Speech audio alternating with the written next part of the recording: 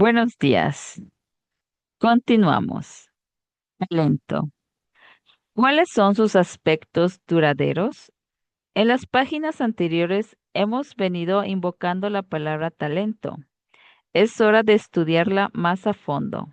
¿Qué es el talento? ¿Por qué sus talentos son duraderos y únicos? ¿Y por qué son tan importantes sus talentos para desarrollar las fortalezas? Tomemos estas preguntas una por una. ¿Qué es el talento? El talento suele describirse como una habilidad o aptitud natural y especial, pero para efectos de desarrollar fortalezas deseamos proponer una definición más exacta y amplia, derivada de nuestros estudios de los gerentes excepcionales. El talento es cualquier patrón recurrente de pensamiento, sentimiento o comportamiento que se pueda aplicar productivamente. Por consiguiente, si usted es inquisitivo por instinto, este es un talento. Si es competitivo, este es un talento. Si es encantador, este es un talento. Si es persistente, este es un talento. Si es responsable, este es un talento. Cualquier patrón recurrente de pensamiento, sentimiento o comportamiento es un talento, si es un patrón que se puede aplicar productivamente. Según esta definición, hasta los rasgos aparentemente negativos pueden llamarse talentos si se pueden aplicar productivamente. Obstinación. Ser obstinado es un talento si uno logra encontrar una función en donde quedarse al pie del cañón pese a una resistencia abrumadora es un requisito para el éxito. La función de ventas, por ejemplo, o la de un abogado litigante. Nerviosismo. Ser nervioso es un talento si le lleva a preguntarse, ¿qué pasa si? Y a prever posibles trampas y diseñar planes de contingencia. Esta clase de planificación de posibles escenarios puede ser muy productiva en diversas funciones. Incluso una falla como la dislexia puede ser un talento si se encuentra de forma de aplicarla productivamente. David Boies es disléxico. Boies fue el abogado del gobierno de los Estados Unidos en la demanda antimonopolio contra Microsoft, el gigante del software. Fue él quien, durante la declaración previa al juicio, desgastó a Bill Gates con su interrogatorio cortés pero persistente, y se ganó el favor del juez con su clara exposición del caso del gobierno. Su dislexia le hace esquivar las palabras largas y complicadas. Aunque sabe lo que significa, no las utiliza en su argumentación porque, tal como dijo en una entrevista reciente, temo pronunciarlas mal. Por fortuna, esta necesidad de depender de las palabras sencillas hace que sea muy fácil comprender sus argumentos. Además, sin proponérselo necesariamente, deja en la gente la impresión de ser un hombre con sentido común. Su lenguaje claro envía un mensaje en el sentido de que yo no sé más que usted. Sencillamente trato de comprender un tema difícil, lo mismo que usted. Para David Boyce, la dislexia es un talento porque ha descubierto la forma de aplicar este patrón recurrente de manera productiva y combinándolo con conocimiento y destrezas, lo ha convertido en una fortaleza. Es obvio que este ejemplo es extremo y raro, pero sirve para aclarar el punto. Sus talentos son aquellos patrones recurrentes de pensamiento, sentimiento o comportamiento que usted puede aplicar de manera productiva. ¿Por qué son únicos y duraderos sus talentos? ¿Qué es lo que produce en usted estos patrones recurrentes? Si sus patrones no despiertan en usted mayor interés, ¿podrá tejer otro dechado? Las respuestas a estas preguntas son: las conexiones de su cerebro son las que crean estos patrones recurrentes. Y B, No después de cierta edad, usted no podrá tejer un dechado completamente distinto. Sus talentos serán permanentes. Considerando las grandes sumas de dinero que las compañías invierten en programas remediales, tratando en efecto de reconfigurar el cerebro de las personas para crear empatía o espíritu competitivo o pensamiento estratégico, sería mejor explicar la B. Por suerte la A explica la B. Si usted sabe cómo están entretejidos los hilos de su cerebro, comprenderá por qué es tan difícil tejerlos de otra manera. Por consiguiente, analicemos más detenidamente la A. El cerebro es un órgano extraño en el sentido de que parece crecer al revés. El hígado, los riñones y por fortuna también la piel comienzan pequeños y crecen gradualmente hasta alcanzar su tamaño apropiado en la edad adulta. Con el cerebro sucede lo contrario. El cerebro es muy, el cerebro se agranda muy rápidamente y después se encoge y encoge hasta llegar a la edad adulta. Lo más curioso de todo es que a medida que el cerebro se hace cada vez más pequeño, uno se torna cada vez más inteligente. El secreto para comprender este órgano, patas arriba, se encuentra en las denominadas sinapsis. Una sinapsis es una conexión entre dos células cerebrales, llamadas también neuronas, que permite la comunicación entre ellas.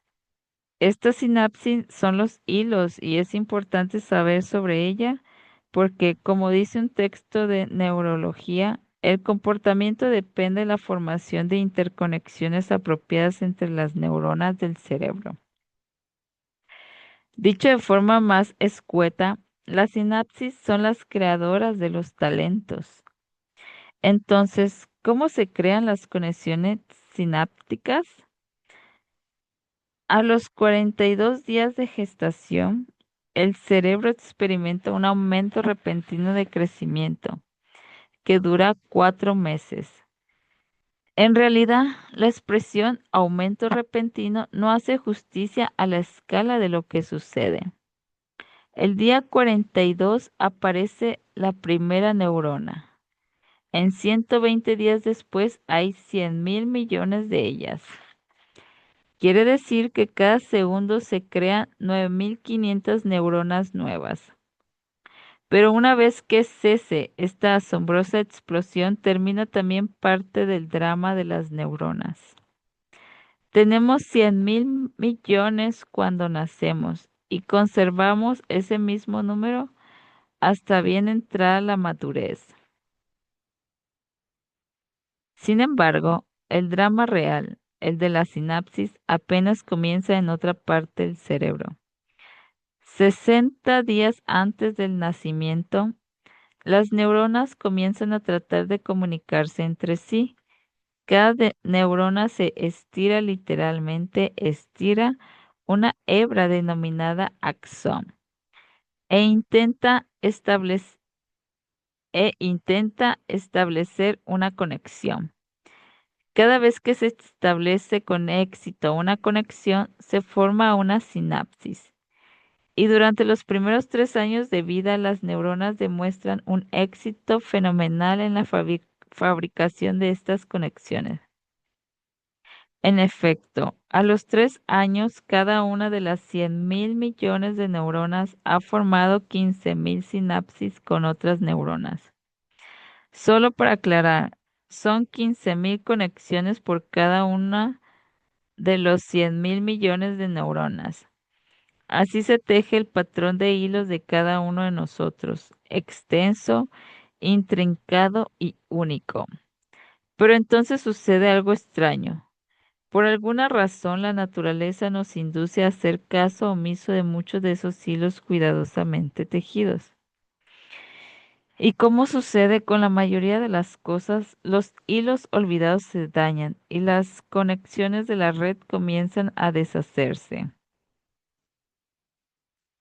Descuidamos hasta tal punto algunas partes de nuestra red mental que, entre los 3 y los 15 años, perdemos miles y miles de millones de esas conexiones sinápticas tan cuidadosamente forjadas.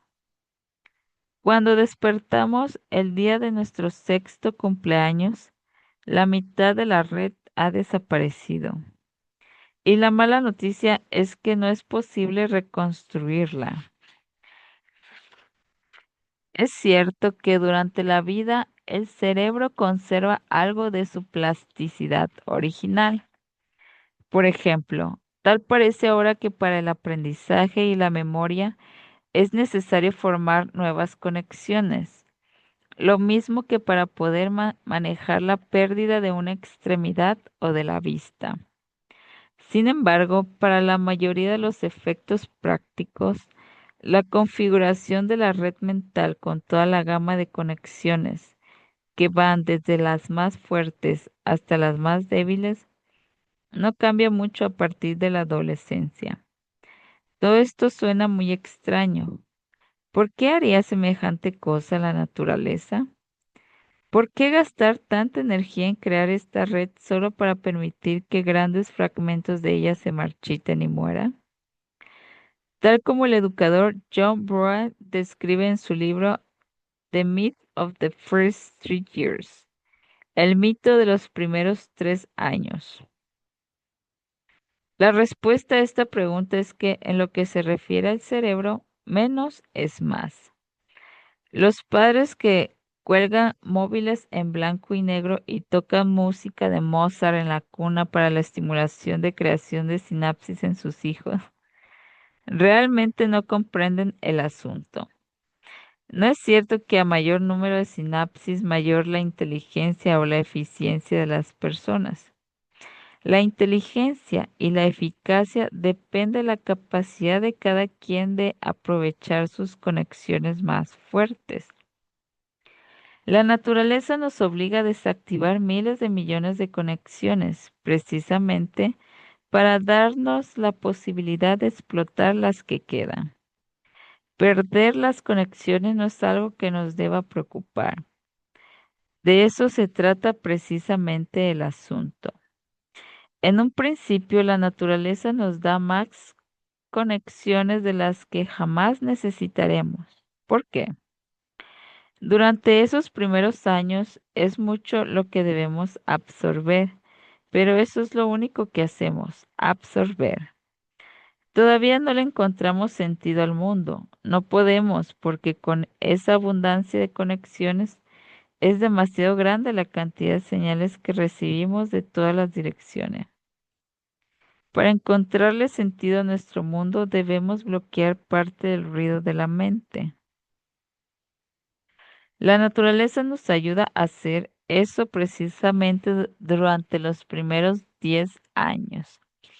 La herencia genética y la experiencia de la primera infancia nos ayuda a que algunas conexiones sean más fáciles y sencillas de usar que otras. La conexión de la competitividad quizás o la del espíritu inquisitivo o la del pensamiento estratégico, nos sentimos atraídos hacia dichas conexiones una y otra vez hasta que se tornan más resistentes y firmes. A manera de analogía con la Internet, estas son las líneas T1 superveloces. A través de ellas viajan unas señales fuertes y claras. Mientras tanto, las conexiones olvidadas de otras partes de la red se van marchitando. No es posible oír señal alguna.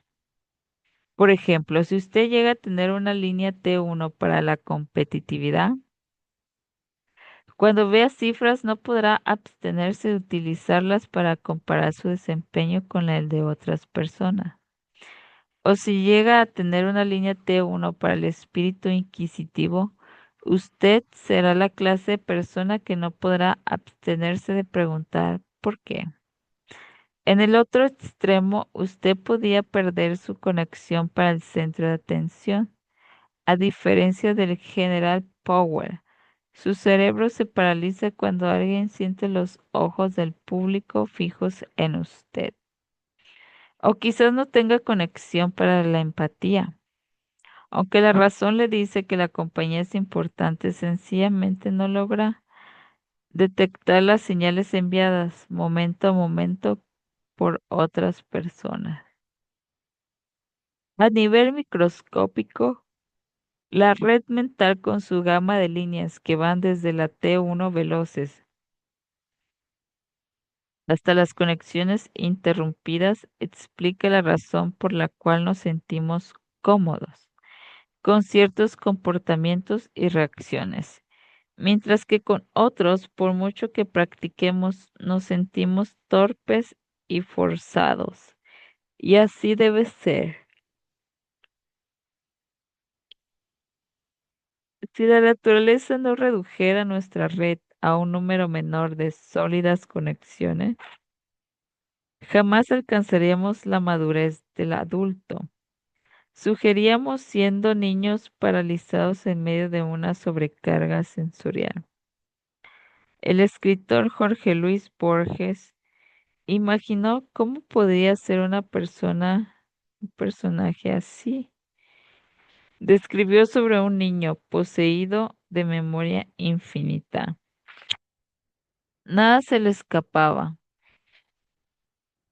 Toda su experiencia sensorial, pasada y presente, persiste en su mente, sepultado bajo los detalles, incapaz de olvidar las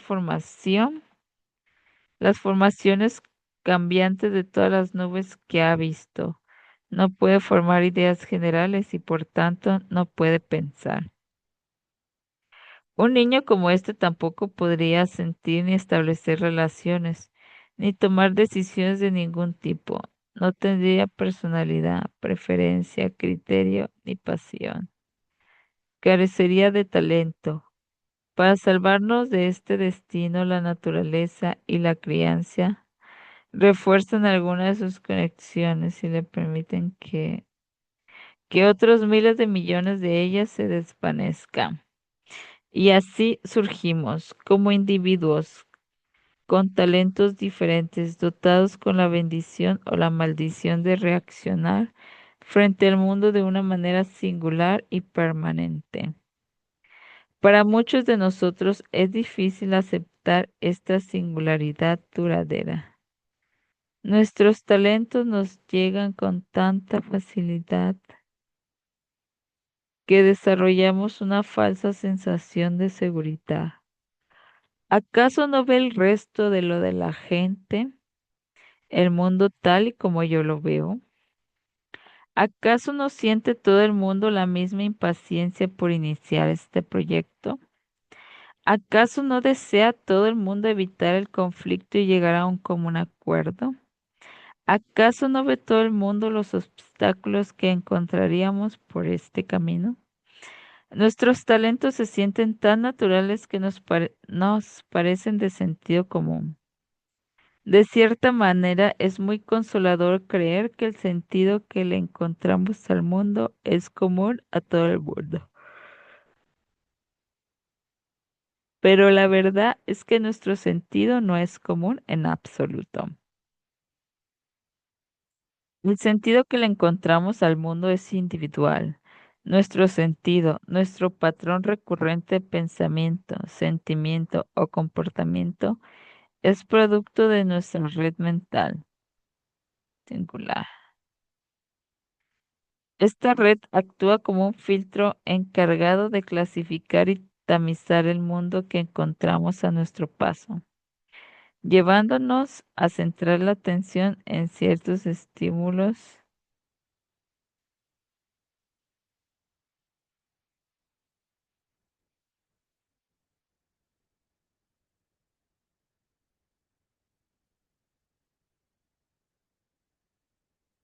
Nuestros talentos se sienten tan naturales que nos parecen de sentido común. De cierta manera es muy consolador creer que el sentido que le encontramos al mundo es común a todo el mundo. Pero la verdad es que nuestro sentido no es común en absoluto. El sentido que le encontramos al mundo es individual.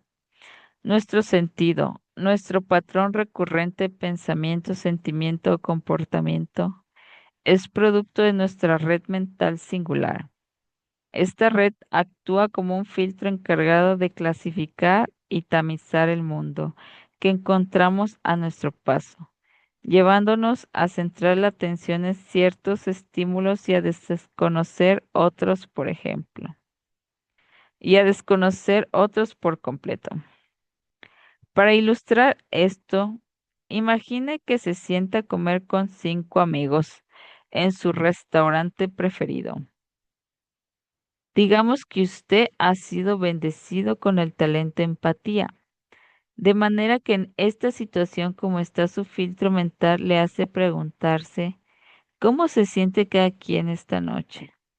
Le sonríe a cada persona, hace unas cuantas preguntas y comienza a sintonizar instintivamente su frecuencia para detectar las señales emocionales que emanan de cada quien.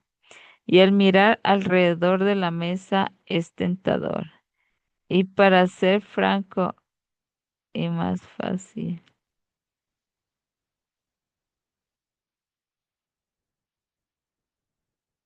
Y para ser franco, más fácil. Supone que todo el mundo está pensando más o menos lo mismo. Pero naturalmente no es así. Uno de tus compañeros se ha disculpado por llegar tarde y se pregunta si debería pagar la cena de todos de manera de compensación. Cuando lo describimos más tarde, así se manifiesta el talento responsabilidad. Otra persona trata de adivinar lo que todos pedirían esta noche, el talento individualizar. Otra tiene la esperanza de poder sentarse al lado de su mejor amiga para tener una buena oportunidad de ponerse al día. El talento relación, de establecer y de desarrollar relaciones profundas. A otra persona le preocupa que dos de los comensales comiencen a discutir, lo mismo que la última vez que salimos todos juntos, y está buscando la manera de desviar la conversación de los temas álgidos. El talento, armonía de establecer consenso.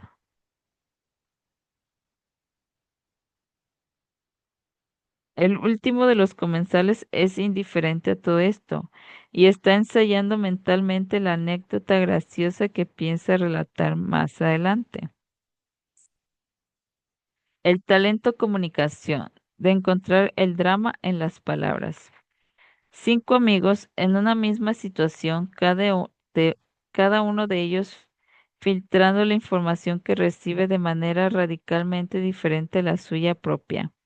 En un contexto social, estos filtros singulares ayudan a explicar por qué los 6 amigos pueden sostener una conversación animada y por qué cada una persona parece un poco misteriosa para las demás. En un contexto de trabajo, el hecho de que cada persona posea un filtro único brinda explicaciones más prácticas. Por ejemplo, ¿alguna vez ha tratado infructuosamente de convencer a alguien de que vea las cosas a su manera, utilizando para ello un lenguaje sencillo y fácil de comprender? Puede ser muy frustrante. Después de decirle cómo son las cosas, de explicarlas de manera clara y convincente, esa persona sale e inmediatamente hace algo completamente distinto. ¿Acaso fue que no escuchó una sola palabra? Si no estaba de acuerdo, ¿por qué no lo dijo? ¿Por qué tiene usted que repetirle lo mismo una y otra vez? Ahora sabemos que la respuesta a todas estas preguntas no es que esa persona no escuche o que desee ponerse deliberadamente o que desee oponerse deliberadamente. La respuesta es que no puede mirar atrás de los ojos de usted. Su filtro no se lo permite. Aunque comprenda sus palabras, no puede ver su mundo. Imagínese tratando de explicar el color púrpura a un daltónico y tendrá una idea de lo que le sucede a esa persona. Por muy elocuente que sea su descripción del púrpura, el daltónico jamás podrá verlo. Quizás estemos exagerando con esto lo que naturalmente nos separa de los demás. Es obvio que no estamos totalmente aislados a causa de nuestra singularidad. Todos nosotros compartimos muchos de nuestros pensamientos y sentimientos con nuestros demás congéneres. Independientemente de la cultura en la cual hayamos crecido, todos conocemos emociones como el miedo, el dolor, la vergüenza y el orgullo. Steven Pinker, profesor del Instituto Tecnológico de Massachusetts, describe en su libro reciente titulado ¿Cómo funciona la mente? Un experimento famoso que desbanca la noción de que las personas de distintas culturas tienen personalidades radicalmente diferentes. Un par de sociólogos mostraron a un grupo de habitantes en las tierras altas de Nueva Guinea una serie de fotografías de estudiantes de la Universidad de Stanford.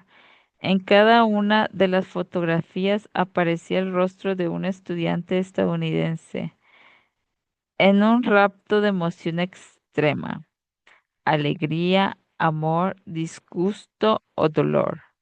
Los sociólogos le pidieron a los nativos de Nueva Guinea que nombraran la emoción reflejada en cada una de esas caras. A pesar de su falta de conocimiento de la fotografía en general y los rasgos aglomeramientos en particular, reconocieron cada una de las emociones. En ciertos aspectos, este es un descubrimiento confortante.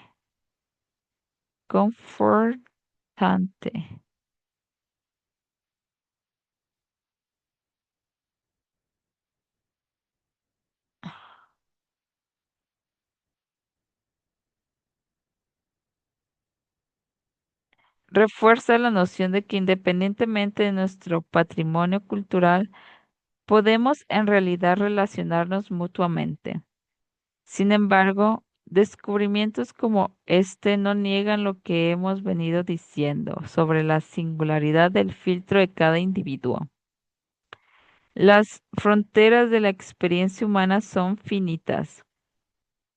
Si usted no ha experimentado emociones como el dolor, el temor o la vergüenza, es porque es sociópata o extraterrestre.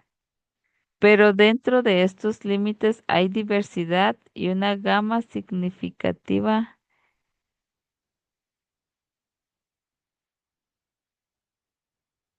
Independientemente de la raza, el sexo o la edad, algunas personas aman la presión y otras la odian. Algunas buscan la fama y otras viven felices siendo parte del común. Algunas gozan con la confortación y otras anhelan la armonía. La diferencia más interesante entre las personas